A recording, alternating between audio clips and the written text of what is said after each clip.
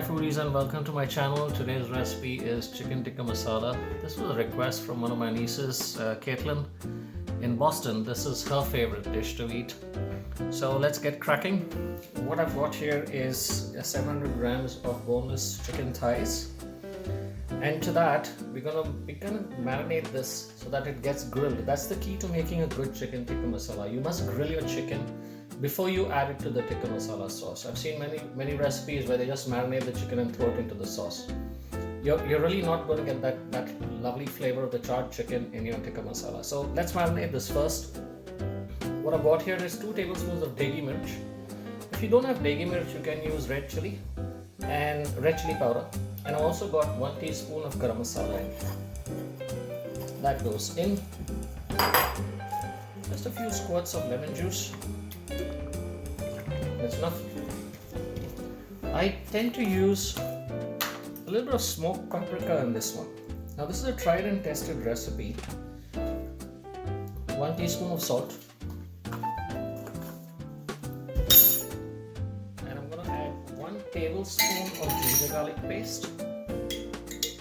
You can get a ready-made one if you want, no issues. And I've got 2 tablespoons of yogurt. Just plain yogurt, any old yogurt will do, it doesn't have to be. 1, 2. And that's about it. That's going to be our marinade. Just make sure you mix it well.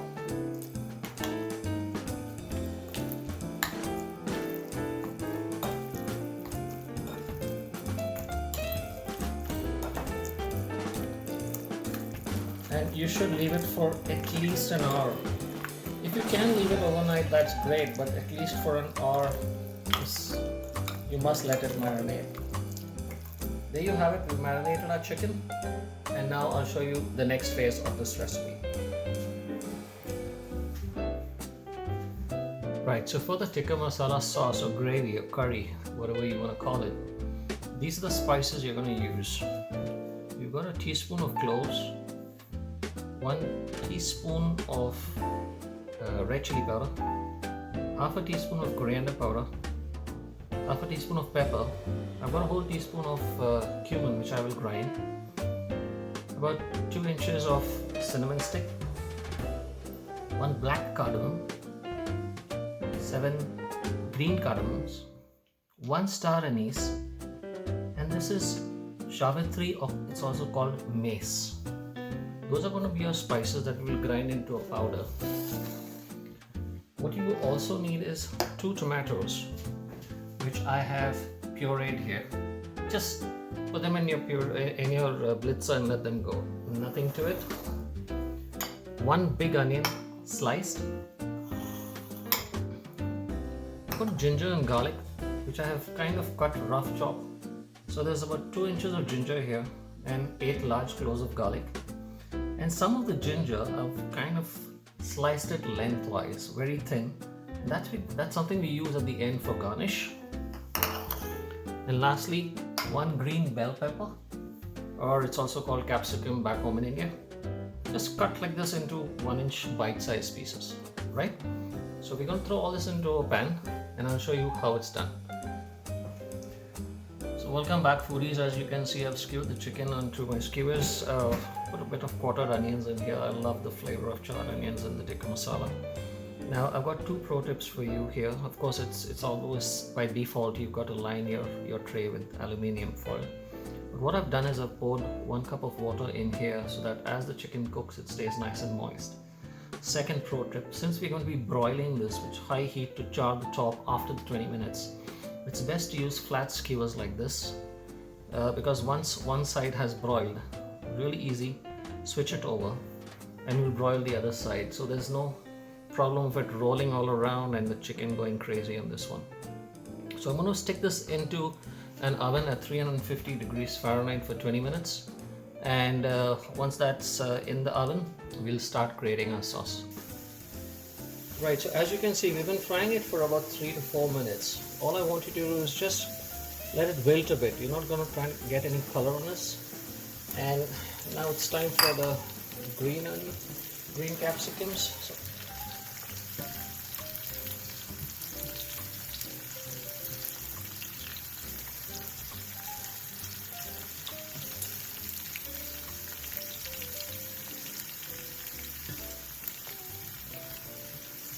And you'll keep the heat on medium. Don't increase it.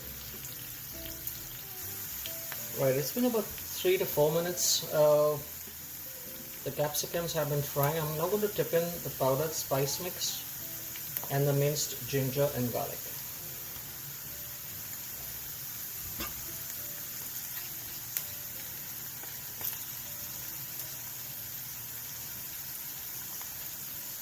Now this will only fry for like 2 minutes before we have to tip in the tomato paste. Now it's time for us to tip in our tomato puree. Now just be a bit careful when you do this. It's going to kind of splutter and jump and you look a little bit angry.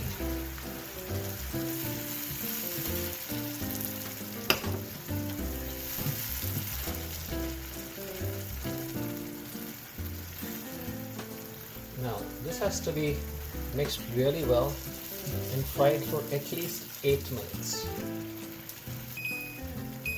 Our chicken is ready. That's the oven beeping there. I'm going to leave them in there for a while. I don't have a worry of it drying out because I had put in a cup of water in there, so it's nice and moist. And just before we tip it in, like I said, I'm going to broil it. I want to get my gravy ready, and then I'll show you how the broil works. Now as you can see, the gravy is getting darker. The tomato has lost its pink color. Yes, I hear you, Mr. Robin. Oh, there you go.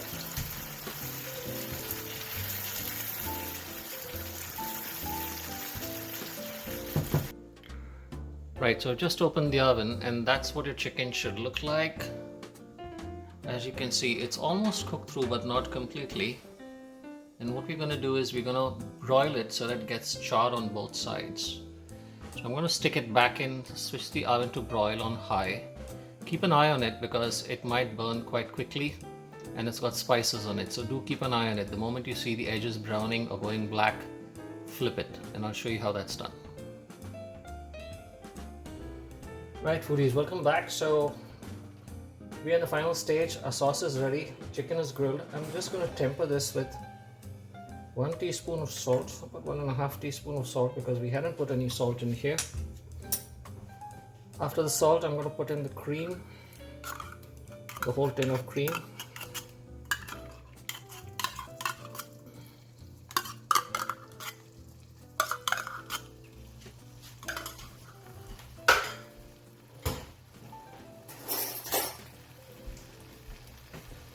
And I've got one pro tip for you. For a little bit of sweetness, just that much, pure honey. Not the flavored honey, not the lavender honey, the lilac honey or any crazy honey. Just plain old honey, just to balance it out and give it a beautiful, lovely flavor.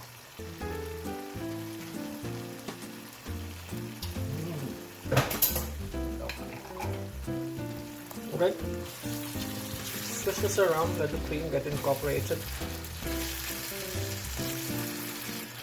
The salt, the honey,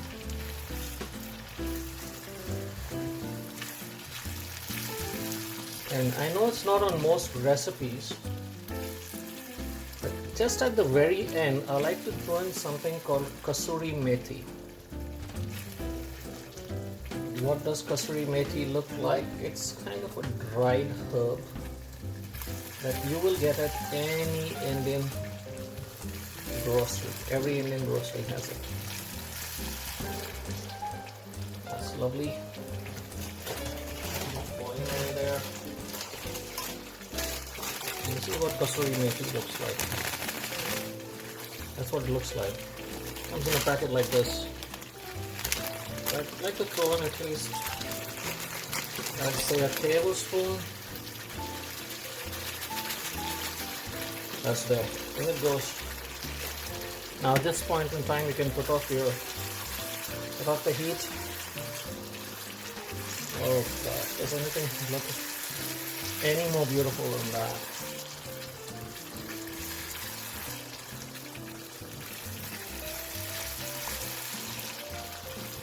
And the smells in here, oh, yoy. Now, the chicken that we grilled goes in.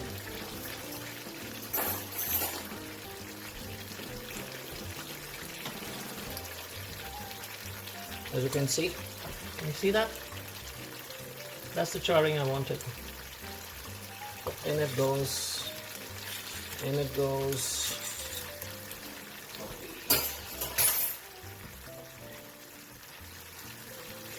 Oh, lovely, look at that. Now you're gonna cook this on very slow heat. The chicken is almost cooked, you know that. So cook it on very slow heat for about 5 minutes. And just before we serve,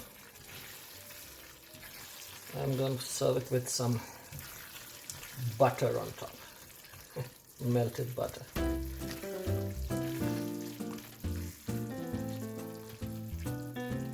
So I've moved the gas, put the gas to very low. And I'm going to cover it up.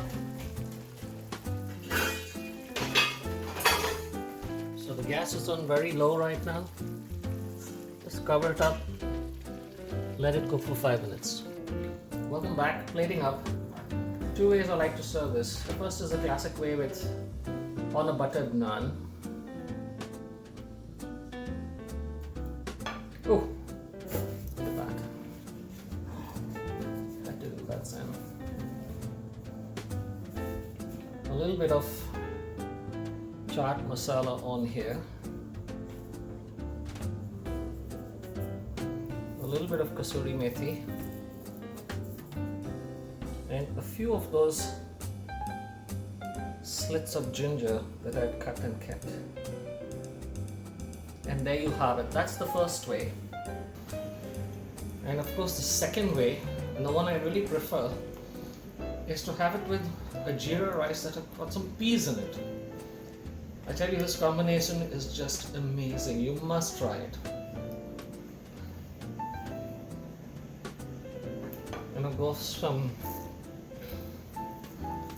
kasuri methi, some chaat masala, and some ginger. So I hope you will attempt this one, and I do hope you enjoy eating this as much as my niece Kaitlyn does.